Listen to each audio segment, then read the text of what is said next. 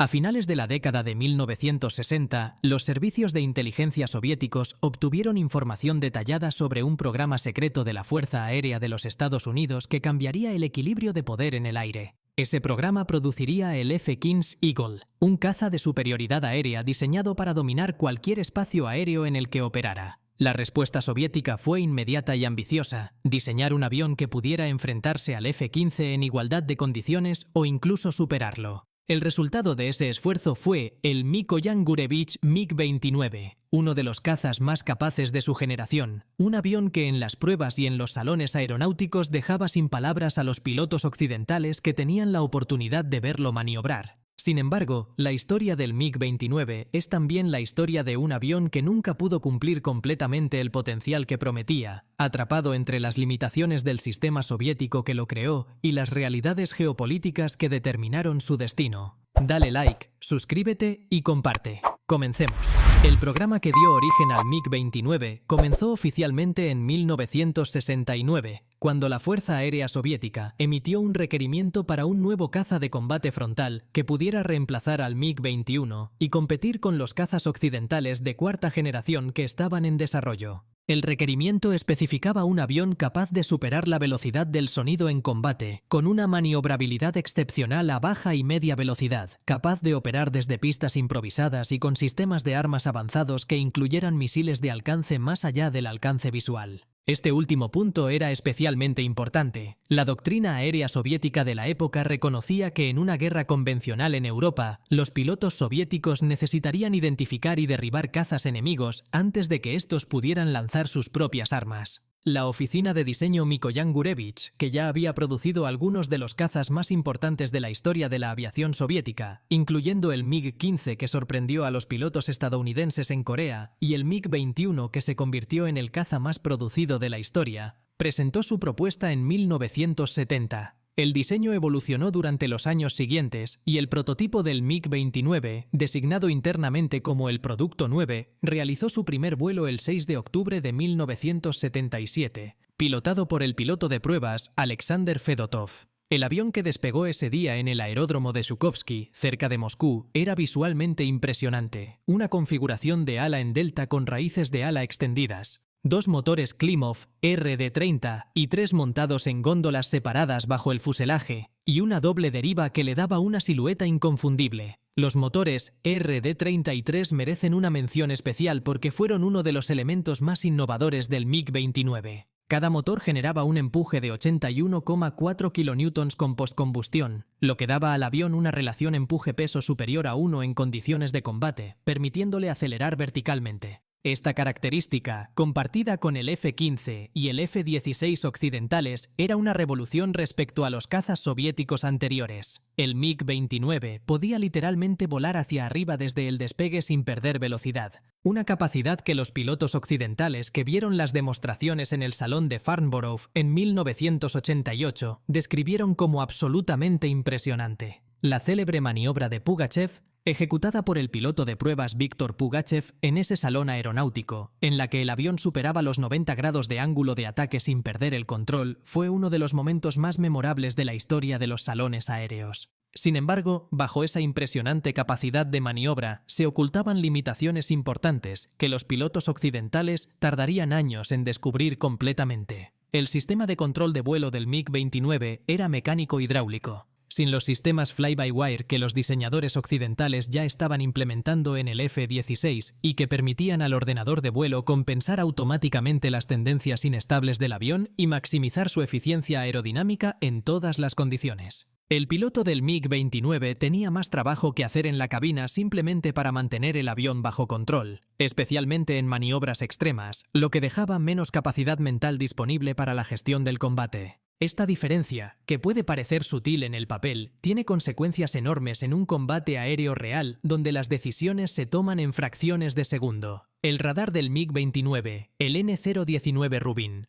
era otro punto de contraste con sus rivales occidentales. En términos de detección, era capaz de rastrear objetivos a distancias de hasta 70 kilómetros en modo de búsqueda y de proporcionar iluminación para los misiles semiactivos de radar R-27 a distancias similares. Esas cifras eran comparables a las del radar ANAPG-60 y 3 del F-15 de la época. Sin embargo, la electrónica soviética de los años 80 era significativamente menos confiable que la occidental, más pesada y más susceptible a las interferencias. Los pilotos que operaron el MiG-29 en el servicio de la Alemania reunificada tras la absorción de la aviación de la Alemania del Este reportaron que el radar fallaba con una frecuencia preocupante y que su interfaz con el piloto era considerablemente menos intuitiva que la de los sistemas occidentales equivalentes.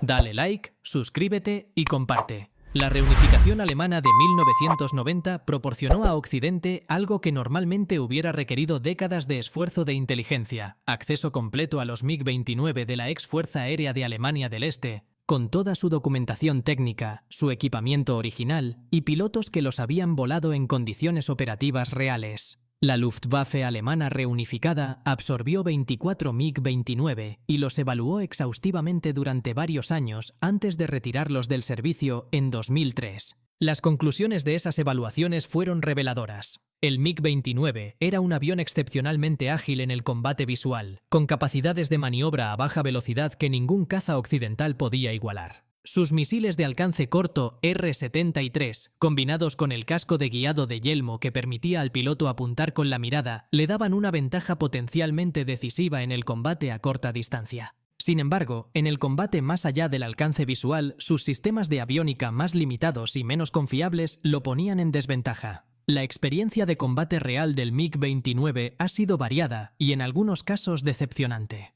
Durante las guerras de Yugoslavia en los años 90, los MiG-29 serbios se enfrentaron a los aviones de la OTAN con resultados desastrosos. Varios fueron derribados sin haber logrado ninguna baja en el bando contrario. En la guerra de Eritrea y Etiopía, entre 1998 y 2000, los MiG-29 etíopes se enfrentaron a los MiG-29 eritreos en lo que fue el mayor combate aéreo entre aviones del mismo tipo desde la Guerra de Corea. Los pilotos etíopes, entrenados por instructores rusos y ucranianos, derribaron varios MiG-29 eritreos sin perder ninguno propio. Este resultado sugería que la calidad del entrenamiento de los pilotos era un factor tan importante como las capacidades técnicas del avión. En los conflictos más recientes, los MiG-29 operados por las fuerzas rusas y sus aliados han mostrado vulnerabilidades significativas frente a sistemas de defensa aérea modernos y a cazas de cuarta generación avanzada con sistemas de aviónica superiores. El problema fundamental del MiG-29 a lo largo de su historia operativa ha sido su alcance extremadamente limitado. Con una carga de combustible interna de aproximadamente 4.365 litros y un consumo elevado de sus motores RD-33,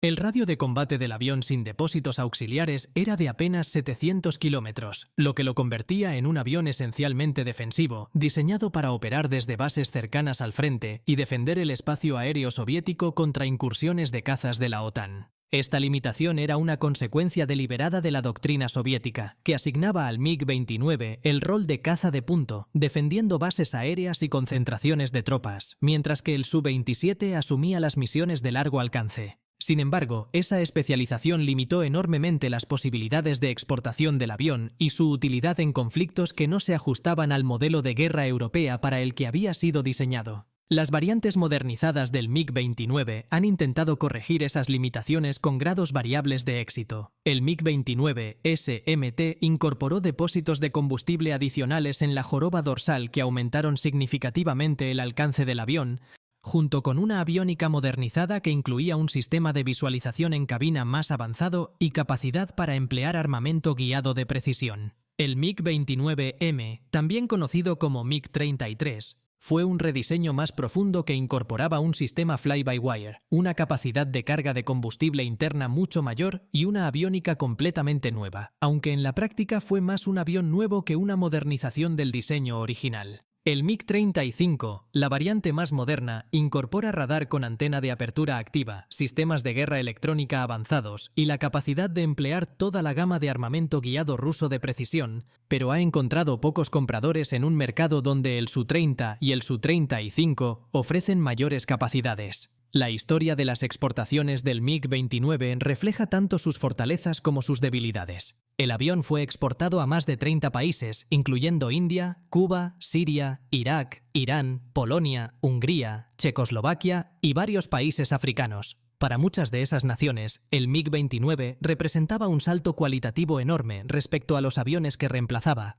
y su precio, significativamente inferior al de los cazas occidentales equivalentes, lo hacía accesible para fuerzas aéreas con presupuestos limitados. Sin embargo, varios de esos países enfrentaron problemas serios con el mantenimiento del avión. Los motores RD-33 requerían revisiones frecuentes y costosas, los repuestos eran difíciles de obtener fuera de Rusia y Ucrania, y la documentación técnica disponible en idiomas distintos del ruso era a menudo incompleta o de baja calidad. Algunos países, incluidos Polonia y Hungría tras su integración en la OTAN, optaron por retirar sus MiG-29 antes de lo previsto y reemplazarlos con cazas occidentales para simplificar la logística y la interoperabilidad con sus aliados. El legado del MiG-29 en la historia de la aviación es genuinamente ambivalente. Por un lado, es un avión que demostró que la industria aeronáutica soviética era capaz de diseñar y producir cazas de primer nivel mundial, con capacidades de maniobra que en algunos aspectos superaban a sus contemporáneos occidentales. Su silueta, su rendimiento en los salones aéreos y su reputación en los debates sobre superioridad aérea lo convirtieron en un símbolo del poderío militar soviético durante la Guerra Fría. Por otro lado, nunca pudo cumplir completamente el objetivo para el que fue diseñado, derrotar al F-15 en un combate real.